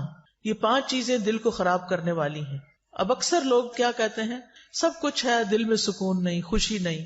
ایک تو ہم نے راتوں کو دن بنا لیا اور دن کو رات بنا لیا. راتوں کو دیر تک کھانے آرڈر ہوتے رہتے ہیں اور پھر وہ کھانے کے بعد ہنسی مذاق گپ شپ ادھر ادھر کے، کوئی ویڈیو دیکھ رہا ہے، کوئی فلمیں دیکھ رہا ہے، کوئی کچھ کر رہا ہے، اور پھر جب آدھی رات گزر جاتی ہے پھر سوتے ہیں اور پھر سونے میں فجر کی نماز چلی جاتی ہے. ایسی زندگیوں میں کیا برکت ہوگی، کیا رونق ہوگی، ایسے دلوں میں کیا اطمینان ہوگا. چاہے آپ نے 100 طرح کے اچھے اچھے کھانے کھائے ہوں، آپ کا دل خوش نہیں ہو سکتا. اس کے لیے آپ کو واپس قرآن و سنت کی طرف لوٹنا ہوگا. ابو سلمان دارانی کہتے ہیں جو زیادہ کھاتا ہے اس پہ 6 آفتیں آتی ہیں. نمبر 1، وہ مناجات کی حلاوت کھو دیتا ہے، اس کو اللہ سے راز و نیاز کی باتیں کرنی نہیں آتی، اس کی دعاؤں میں کوئی خشوع نہیں رہتا. نمبر 2، علم و حکمت یاد کرنے سے محروم ہو جاتا ہے، حافظہ خراب ہو جاتا ہے. نمبر 3، مخلوق پر شفقت سے محروم ہو جاتا ہے، کیونکہ جب وہ پیٹ بھر لیتا ہے وہ سمجھتا سب کے پیٹ بھرے ہوئے ہیں، وہ کسی اور کے بارے میں نہیں سوچتا. اس پر عبادت ثقیل ہو جاتی ہے، مشکل ہو جاتی ہے، اس کی خواہشات اور شہوت بڑھ جاتی ہے. سارے اہل ایمان مسجدوں کی طرف چکر لگاتے ہیں اور پیٹ بھرنے والا کوڑا کرکٹ کی طرف گردش کرتے ہیں. یعنی پہلے زمانے میں کوڑے کے ڈھیروں کے پاس لوگ جا کے رفع حاجت کرتے تھے، یعنی آج کل کی زبان میں. اور یہ بار بار واش روم کے چکر لگاتے رہتے، یہ بار بار ٹوائلٹ ہی جاتے رہتے ہیں. اذان تو ایک وقت پہ ہوتی ہے، نماز تو اپنے وقت پر ہوتی ہے، وہ یہ تو نہیں دیکھتی کہ اب کون ابھی تک آیا اور کون نہیں آیا. پھر آپ دیکھیں کہ کھانے کی شکر گزاری میں یہ بھی ہے کہ انسان اللہ کی مخلوق کو بھی کھلائے. قرآن مجید میں آتا ہے والذین فی اموالہم حق معلوم للسائل والمحروم، وہ جن کے مالوں میں ایک مقرر حصہ ہے سوال کرنے والے کے لیے اور جسے نہیں دیا گیا. اسلام میں بھوکے کو کھانا کھلانے کا حکم ہے. نبی صلی اللہ علیہ وسلم نے فرمایا بھوکے کو کھانا کھلاؤ، بیمار کی تیمارداری کرو، قیدی کو رہائی دلاؤ. لیکن کتنا ظلم ڈھاتے ہیں ہم، کام والی رکھ لیتے ہیں اور اسے کہتے ہیں اتنی تنخواہ دیں گے، کھانا وانا کچھ نہیں. آپ اپنے کچن میں اس سے سارا کام کراتے ہیں، کھانے کی خوشبوئیں اٹھ رہی ہوتی ہیں، جیسی آپ کو بھوک لگتی ہے اس غریب کو بھی لگی ہوتی ہے، اور جب آپ کھانا پکوا لیتے ہیں تو اس کو خدا حافظ کر دیتے ہیں. ہم نے تم سے کھانا نہیں باندھا ہوا، بس صرف تنخواہ دیں گے. اب وہ بیچاری گھر جائے، کیا خریدے اور کیا پکائے. مہنگائی کا حال تو اب سب کو پتا ہے. اگر اپنے ہی کھانے میں سے، جیسے نبی صلی اللہ علیہ وسلم نے فرمایا جو تمہارے لیے پکا کے لائے تو چند لقمے اس کو بھی اس میں سے کھلاؤ. اگر اس میں سے آپ اسے بھی دے دیتے ہیں، بٹھا کے کھلا دیتے ہیں، کتنا بڑا اجر کماتے ہیں. آپ کو گھر سے باہر جا کے صدقہ کرنے کی ضرورت نہیں پیش آئے گی اگر آپ گھر کے غریب ملازموں کو اچھا کھانے پینے کو دے دیتے ہیں. کیا حکم ہے؟ جو خود کھاؤ وہی ان کو کھلاؤ. کیا ہم اس پہ عمل کرتے ہیں؟ ان کا کھانا تو الگ بنتا ہے.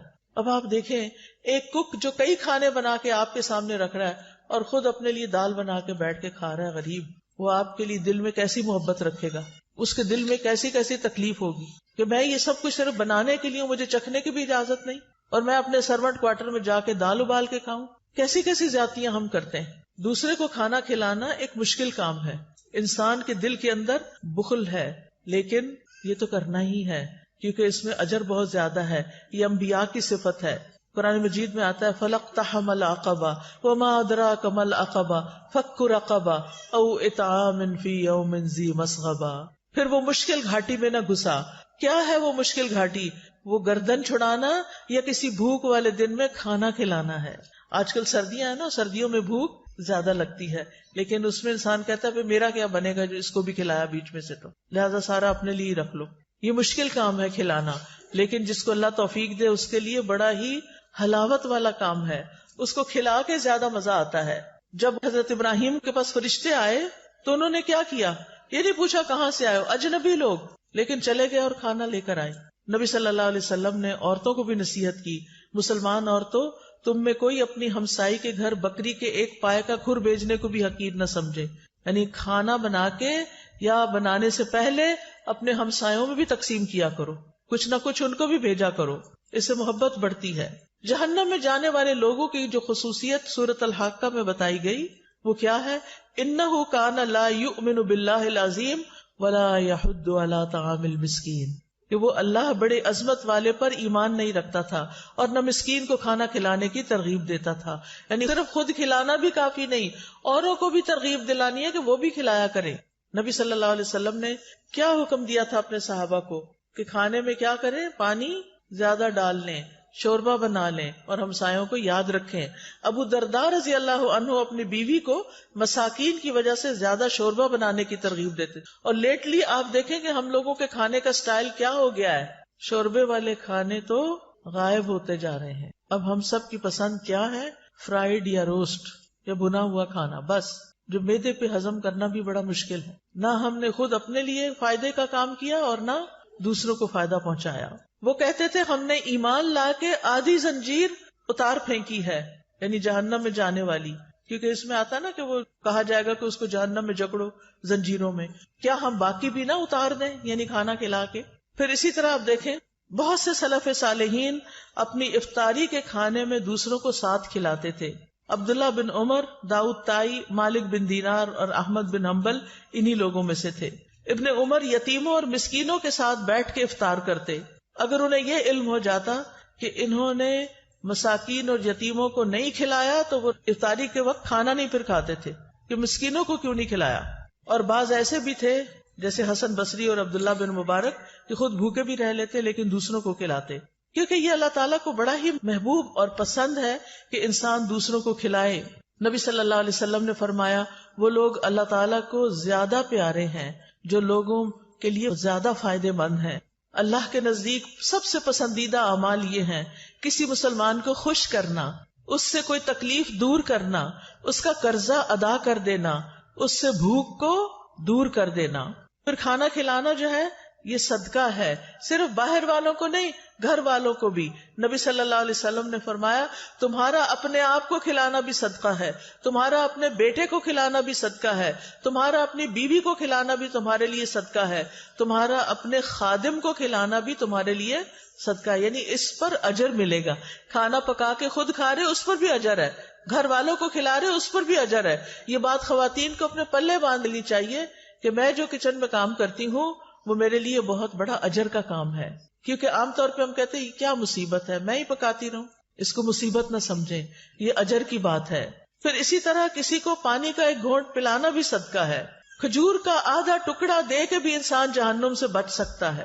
پھر اسی طرح خاص طور پر یتیموں اور مسکینوں کو کھلانا۔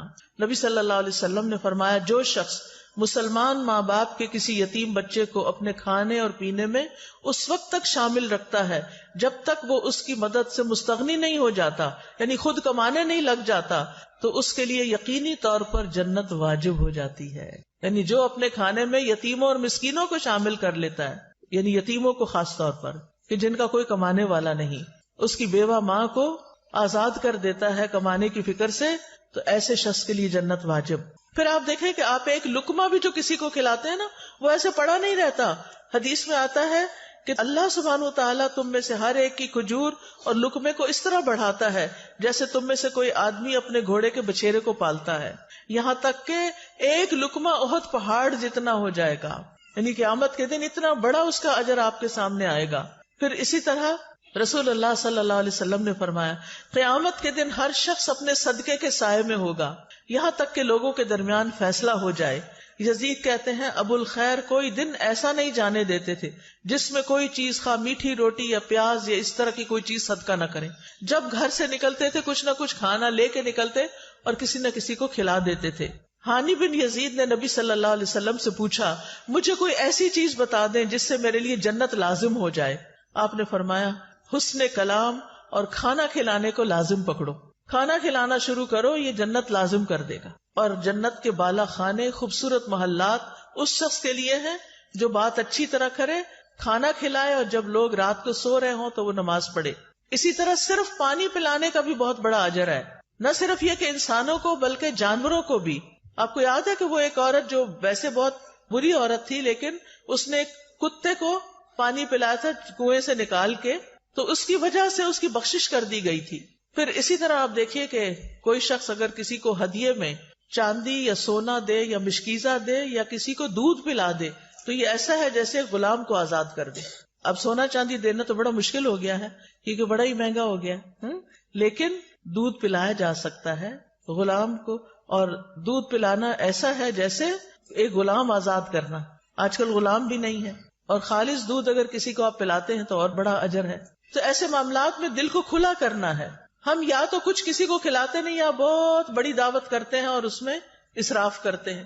اعتدال میں رہیے، جو میسر ہے جو خود کھاتے ہیں وہی کھلاتے رہیے، دوست کو، احباب کو، مہمان کو، رشتہ داروں کو، ہمسایوں کو، نوکروں کو، تو انشاءاللہ اس سے اجر ثابت ہو جائے گا. اب آخر میں ایک چھوٹا سا واقعہ سناؤں گی. ایک حدیث ہے صحیح مسلم میں، مقداد رضی اللہ عنہ کہتے ہیں کہ میں اور میرے دو ساتھی اس وقت جب سخت بھوک لگی تھی ہمیں، اور بھوک کی وجہ سے نہ ہم سن پا رہے تھے نہ ہم دیکھ پا رہے تھے، یعنی ایسے لگ رہا تھا کہ ہم نے سننے دیکھنے کی قوت ہی چلی گئی، اتنی کمزوری ہو گئی بھوک کی وجہ سے. ہم خود کو رسول اللہ صلی اللہ علیہ وسلم کے صحابہ پہ پیش کرتے رہے کہ ان کو بتائیں کہ ہمیں بھوک لگی ہے، لیکن کوئی ہمیں بطور مہمان قبول کرنے پہ تیار نہ ہو سکتا ان کے اپنے گھر میں کچھ نہ ہو. پھر ہم نبی صلی اللہ علیہ وسلم کی خدمت میں حاضر ہوئے، آپ ہمیں اپنے گھر لے گئے.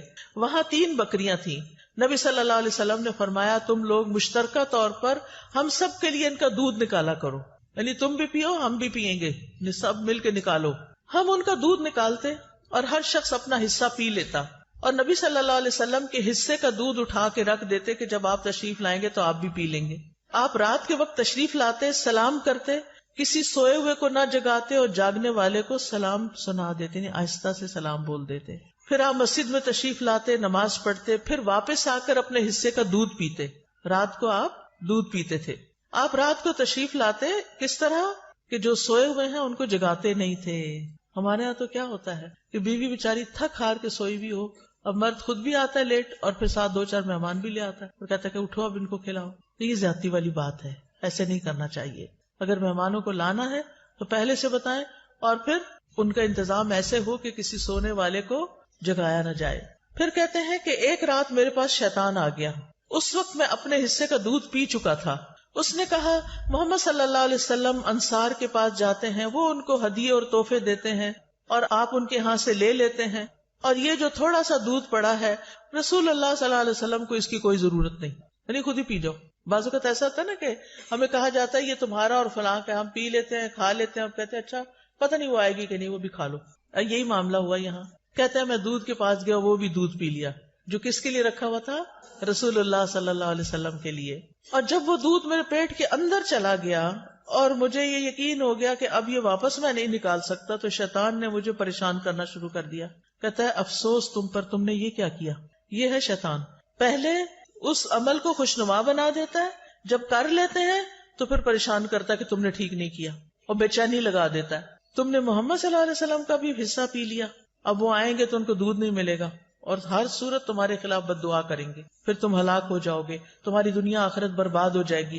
اب یہ شیطان یہ دل میں وسوسے ڈال رہا ہے کس کے؟ ان صحابی کے، مقداد کے. وہ کہتے ہیں میرے جسم پر ایک چھوٹی سی چادر تھی، میں اگر پیروں پہ ڈالتا تو سر باہر نکل آتا، سر پہ ڈالتا تو پیر باہر نکل جاتے، اور کیفیت یہ ہو گئی کہ مجھے نیند نہیں آ رہی تھی کہ میں یہ کیا کر آیا ہوں.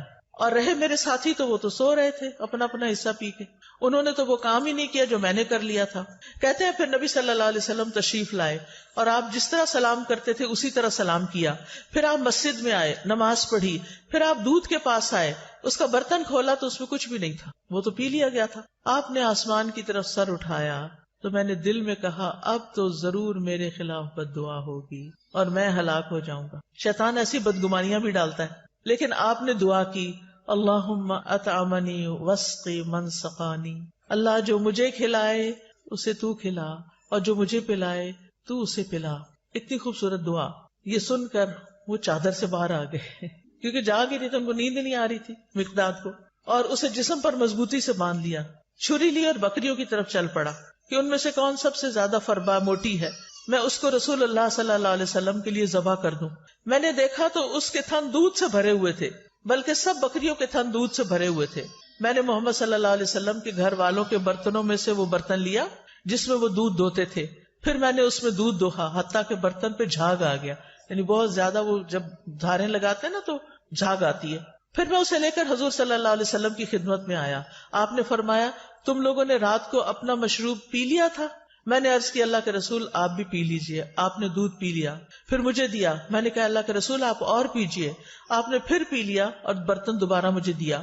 جب میں نے جان لیا کہ رسول اللہ صلی اللہ علیہ وسلم سیر ہو چکے ہیں اور میں نے آپ کی دعا کو پا لیا ہے، یعنی یہ دعا تو مجھے لگی کہ اللہم اتم من اطعمنی واسقی من سقانی، تو میں ہنسنے لگ گیا. ہنستے ہنستے زمین پہ گر گیا. آپ نے فرمایا مقداد یہ ایک بری خصلت ہے، یہ کوئی اچھا اخلاق نہیں ہے کہ ہنستے ہنستے نیچے گرو. کئی لوگ ایسے کرتے ہیں تو ایسا نہیں کرنا چاہیے. میں نے کہا اللہ کے رسول میرے ساتھ تو یہ معاملہ ہوا تھا آج اور میں نے اس طرح کیا. آپ نے فرمایا یہ دودھ اس وقت جو تمہیں ملا اللہ کی رحمت کے سوا کچھ نہ تھا. تم نے مجھے اس وقت کیوں نہ بتا دیا، ہم اپنے ساتھیوں کو بھی جگا دیتے اور وہ بھی اس رحمت میں سے اپنا حصہ پا لیتے. میں نے کہا اس ذات کی قسم جس نے آپ کو حق کے ساتھ بھیجا ہے، جب یہ دودھ آپ نے پی لیا اور آپ کے ساتھ میں نے بھی پی لیا تو اب مجھے کوئی پرواہ نہیں کہ کس نے پیا اور کس نے نہیں پیا. بس میرا کنسرن یہی تھا. تو اس حدیث سے کچھ باتیں پتہ چلتی ہیں. سب سے پہلی بات تو یہ کہ نبی صلی اللہ علیہ وسلم بھوکے بے سہارا بے آسرا لوگوں کو اپنے گھر لے آتے تھے، اپنے پاس پناہ دیتے تھے، ان کا خیال رکھتے تھے. دوسری بات یہ کہ یہ حدیث نبوت کے دلائل میں سے ایک دلیل ہے. تیسری بات یہ کہ جب آپ دیر سے بھی رات کو آتے گھر تو سلام کیا کرتے تھے. جو جاگ رہا ہوتا سن لیتا اور جو سونے والا ہوتا وہ ڈسٹرب نہیں ہوتا تھا. اس سے پتہ چلتا ہے کہ آپ سونے والے کی نیند کا خیال رکھتے تھے اور ہمیں بھی رکھنا چاہیے. پھر اسی طرح شیطان دوسروں کے حصے کو خوشنما بنا کے دکھاتا ہے اور اس کو استعمال کرنے کی ترغیب دیتا ہے، اور شیطان مومن کو پریشان اور مایوس کرتا ہے. پھر نبی صلی اللہ علیہ وسلم کا عمدہ اخلاق بھی پتہ چلتا ہے کہ کس طرح آپ نے چشم پوشی کی، صبر سے کام لیا اور کس طرح آپ نے دعا کی. اپنا حصہ نہیں ملا تو دعا کر لی. اگر کبھی یہ ہو ہمارے ساتھ کہ ہمارا کوئی بہن بھائی ہمارا کوئی حصہ کھا پی جائے، ہم کیا کریں گے؟ دعا دیں گے یا لڑائی ڈال دیں گے؟ آئندہ سے کیا کریں گے؟ لڑائی نہیں کریں گے بلکہ دعا دیں گے. نبی صلی اللہ علیہ وسلم کھانا کھلانے والے کو بھی دعا دیا کرتے تھے. ابن قیم لکھتے ہیں کہ آپ کی صفات میں سے یہ بات تھی، آپ کے اخلاق میں سے بھی، کہ جب کسی کے پاس کچھ کھاتے تو وہاں سے نکلتے نہیں تھے جب تک ان کے لیے دعا نہ کر دیں. تو آپ کسی کے بھی گھر جائیں، کچھ بھی کھائیں تو کیا کریں؟ ان کو دعا دیں. پھر یہ کہ دوسروں کو اپنی ذات میں ترجیح دینا اور انہیں آگے رکھنا. نبی صلی اللہ علیہ وسلم کے اپنے بھی حالات بہت اچھے نہیں تھے، لیکن آپ ان کو بھی گھر لے آئے جن کے پاس کچھ کھانے پینے کو نہیں ہوتا تھا. جو اصحاب صفہ تھے، اصحاب صفہ وہ ہجرت کر کے آئے تھے مختلف علاقوں سے، وہ مدینہ کے رہنے والے نہیں تھے، لہٰذا ان کے پاس وہ سب کچھ نہیں تھا. پھر آپ دیکھیے کہ آخری چیز کہ کھانا کھلانے والے کو دعا دینی چاہیے اور پہلے کھانا کھا کر خود دعا اپنے لیے پڑھنی چاہیے. یہ دعائیں میں پڑھ دیتی ہوں، ساری پروننسیشن آپ سن لیں تاکہ آپ کو بعد میں پڑھنا آسان ہو. اللہم بارک لنا فیہ واطعمنا خیرا منہ. اے اللہ ہمیں اس کھانے میں برکت عطا فرما اور ہمیں اس سے بہتر کھلا. الحمدللہ الذی اطعم وسقا وسوغہ وجعل لہ مخرجا. تمام تعریفیں اللہ کے لیے ہیں جس نے کھلایا پلایا اور اسے جسم میں پیوست کیا اور اس کے نکلنے کی راہ بنائی. الحمدللہ کثیرا طیبا مبارکا فیہ غیر مکفی ولا مودع ولا مستغنی عنہ ربنا. سب تعریف اللہ کے لیے ہے جو پاکیزہ ہے، کثیر ہے، مبارک ہے. اس کھانے کو ہم کافی نہیں سمجھتے اور نہ اس کو چھوڑتے ہیں. اے ہمارے رب، نہ ہم اس سے بے پرواہ ہو سکتے ہیں. یعنی یہ نہیں کہ یہ آخری دفعہ ہے اور یہی کافی ہے، یہ کافی نہیں ہے، آئندہ بھی کھانا ہے ہمیں. اللہم اطعمت و اسقیت و اغنیت و اقنیت و ہدیت و احییت فلک الحمد علی ما اعطیت. اے اللہ تو نے ہی کھلایا، تو نے ہی پلایا، تو ہی غنی کرتا ہے، تو ہی فقیر کرتا ہے، تو نے ہدایت دی، تو نے ہی زندگی عطا فرمائی، بس جو تو نے عطا کیا اس پر تیری ہی تعریف ہے. پھر پچھلے سارے گناہوں کو معاف کرنے والی دعا ہے. رسول اللہ صلی اللہ علیہ وسلم نے فرمایا جو کھانا کھا کے یوں کہے الحمدللہ الذی اطعمنی ھذا ورزقنیہ من غیر حول منی ولا قوہ، اس اللہ کا شکر جس نے مجھے یہ کھانا کھلایا اور مجھے رزق عطا فرمایا جس میں میری قوت اور کوئی طاقت شامل نہیں. پھر اسی طرح ایک اور دعا ہے. ابن عباس فرماتے ہیں کہ رسول اللہ صلی اللہ علیہ وسلم نے فرمایا جسے اللہ تعالیٰ کوئی بھی کھانا کھلائے وہ یوں کہے اللہم بارک لنا فیہ وارزقنا خیرا منہ، اے اللہ ہمیں اس میں برکت عطا فرما اور ہمیں اس سے بہتر عطا فرما۔ جب دودھ پیتے تو کیا پڑھتے؟ اللہم بارک لنا فیہ وزدنا منہ، اے اللہ ہمارے اس دودھ میں ہمیں برکت عطا کر اور ہمیں اس سے زیادہ عطا کر۔ ابو ہریرہ رضی اللہ عنہ کھانا کھانے کے بعد کس طرح شکر ادا کرتے تھے؟ وہ کہتے ہیں ابو ہریرہ نے حمید سے کہا میری والدہ کے پاس جاؤ، ان کو سلام کہو اور کہو آپ کا بیٹا آپ کو سلام دے رہا ہے اور کہتا ہے ہمیں کچھ کھانا کھلائیں۔ اس پر ان کی والدہ نے جو کی 3 روٹیاں اور زیتون کا تیل جو ہے اور نمک رکابی میں رکھا، اسے اپنے سر پہ رکھ لیا اور ان کے پاس لے کر یہ چلے گئے۔ پھر جب میں نے ان لوگوں کے سامنے کھانا رکھا تو ابو ہریرہ نے کہا یہ تو بہت بڑی چیز ہے، الحمدللہ الذی اشبعنا من الخیر، سب تعریف اللہ کے لیے ہے جس نے ہمارا پیٹ روٹی سے بھرا، یعنی ہمارا کھانا 2 سیاہ رنگ یعنی کھجور اور پانی کے سوا کچھ نہ تھا، تو جب روٹی ملتی تھی تو وہ بہت بڑی نعمت سمجھتے تھے اس کو۔ پھر شدت بھوک کے وقت کی دعا ہے، اس سے پہلے ایک اور دعا ہے الحمدللہ الذی ہدانا واطعمنا وسقانا ونعمنا، اللہ اکبر، اللہم الفتنا نعمتک بکل شر اصبحنا منها وامسینا بکل خیر فنسألک تمامها وشکرها لا خیر الا خیرک ولا الہ غیرک الہ الصالحین ورب العالمین، الحمدللہ ولا الہ الا اللہ ما شاء اللہ ولا قوة الا باللہ، اللہم بارک لنا فیما رزقتنا وقنا عذاب النار۔ اس کا ترجمہ ہے سب تعریف اللہ کے لیے ہے جس نے ہمیں ہدایت دی، ہدایت کھانے پینے سے بھی زیادہ قیمتی چیز ہے، ہمیں کھلایا اور ہمیں پلایا، ہمیں نعمتیں عطا فرمائی، اللہ سب سے بڑا ہے۔ اے اللہ تیری نعمت اس وقت آئی جب ہم شر میں پھنسے ہوئے تھے، ہم نے اس نعمت کی وجہ سے ہر طرح کی خیر کے ساتھ صبح کی اور شام کی، بس ہم تجھ سے اس نعمت کے مکمل ہونے کا اور اس کے شکر ادا کرنے کا سوال کرتے ہیں۔ تیری خیر کے سوا کوئی خیر نہیں، تیرے سوا کوئی معبود نہیں، اے الہ الصالحین، سارے جہانوں کے رب، سب تعریف اللہ کے لیے ہے اور اللہ کے سوا کوئی معبود نہیں، جو چاہتا ہے وہی ہوتا ہے، کسی میں طاقت نہیں سوائے اللہ کے۔ اے اللہ جو رزق تو ہمیں دے اس میں برکت دے اور ہمیں آگ کے عذاب سے بچا لے۔ اور اسی طرح حضرت عائشہ فرماتی ہیں کہ نبی صلی اللہ علیہ وسلم رات کو بھوک کی وجہ سے کروٹیں بدلتے تھے اور یہ دعا پڑھتے لا الہ الا اللہ الواحد القہار رب السماوات والارض وما بینہما العزیز الغفار، نہیں ہے کوئی معبود برحق مگر اللہ جو اکیلا اور زبردست ہے، آسمانوں اور زمین اور ان دونوں کے درمیان والی تمام چیزوں کا رب ہے، وہ غالب اور بہت بخشنے والا ہے۔ پھر اگر کوئی آپ کو کھانا کھلائے تو آپ کیا دعا کریں؟ اللہم اطعم من اطعمنی واسق من سقانی، اللہ جو مجھے کھلائے تو اسے کھلا اور جو مجھے پلائے تو اس کو پلا۔ ہمارا کیا کھلانا اور ہمارا کیا پلانا، جو اللہ کھلائے گا اس کا تو کوئی میچ ہی نہیں۔ پھر اسی طرح کھانا کھلانے والے کے رزق میں برکت کی دعا کرنی چاہیے کہ اللہ تعالیٰ اس کو برکتیں عطا کر۔